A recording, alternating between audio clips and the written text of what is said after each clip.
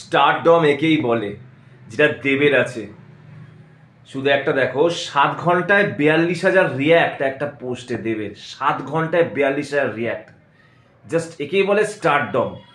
মিঠুনদার সাথে আবার সিনেমা করছে দেব, প্রজাপতি 2।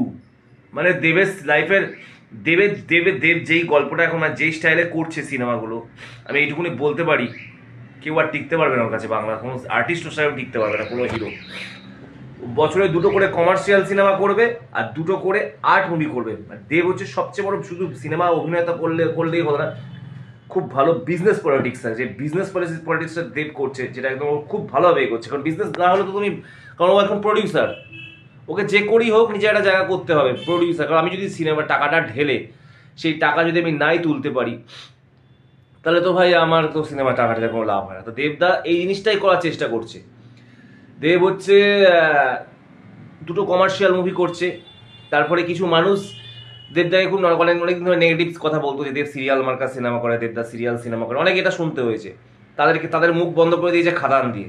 26 কোটি টাকার বিজনেস করেছে।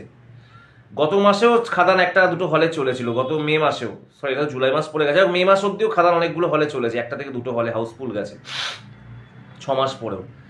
সেটা দিয়ে মুখ বন্ধ করে কেউ আর বলতে পারবে না দেবদা যে সিরিয়াল সিনেমা করে।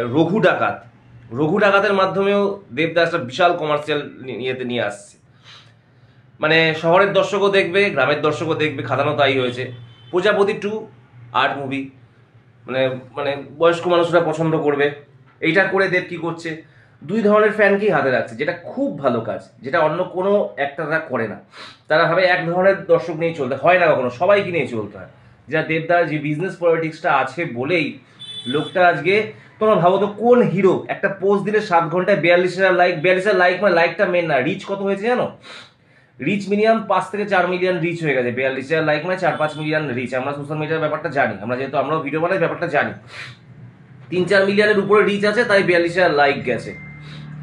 তো ব্যাপারটা ভাবো তাহলে ওর কি স্টারডম। তো শুধু তোমরা একবার ভাবো, কোনো অ্যাক্টার, মানে বেঙ্গল, আমি বাইরে কথা আসবো, সালমান শাহরুখের কথা আসবো, বেঙ্গলের কোনো অ্যাক্টার একটা পোস্ট সোশ্যাল মিডিয়ায় দিলে এত লাইক হয় কিনা, হয়তো তাদের অল ওভার লাইক হয়তো অনেক বেশি হয়। এটা 7 ঘন্টায় এই লাগে, এটা 2-3 দিন মধ্যে এটা কম করে 5 থেকে 6 লাখ লাইক হবে, রিচ হবে 20-25 মিলিয়ন, মানে 2-3 কোটি। মানে যারা সোশ্যাল মিডিয়া ঘাটে তারা সবাই দেবদার পোস্ট দেখতে পারে। আর দেবদা যেই বিজনেস পলিটিক্সে যেই ট্র্যাজেডিতে এগোচ্ছে, ওকে কেউ আটকাতে পারবে না। যতই মানে মানে ওনাকে নিয়ে অনেকে নেগেটিভ কথা বলে, অনেক কিছু বলে, কিন্তু ও এখন মানে ধরাছোঁয়ার বাইরে। দেব ও ধরাছোঁয়ার বাইরে। এই আসছে ধূমকেতু, এই ধূমকেতু মানে কি সিনেমা আসতে দেখেছে, মানে 2টো করে কমার্শিয়াল, 2টো করে আর্ট, মানে আলাদা লেভেলের ব্রেন ছেলেটার, আলাদা লেভেলের ব্রেন। কি করে মানুষকে টানতে হয় সেটা খুব ভালো জানে দেব। সত্যি মানতে হবে যে দর্শক টানতে না পারলে তুমি চাই যতই তোমার ট্যালেন্টেড থাক, তোমার কিছু ইয়ে হবে না, সেই ক্ষমতাটা ছেলেটা আছে। কারণ আজ খাদানের আগে অব্দি অনেক অনেক কথা বলছে, দেব সিরিয়াল করছে, কেন সিনেমা করছে, কিন্তু সেইটা প্রুফ করলো না। হি ইজ যে দেব, যে দেবী, সেই অ্যাকশন, সেই স্টাইল নিয়ে। তো যাই হোক, আগামী ছবির জন্য অনেক শুভেচ্ছা।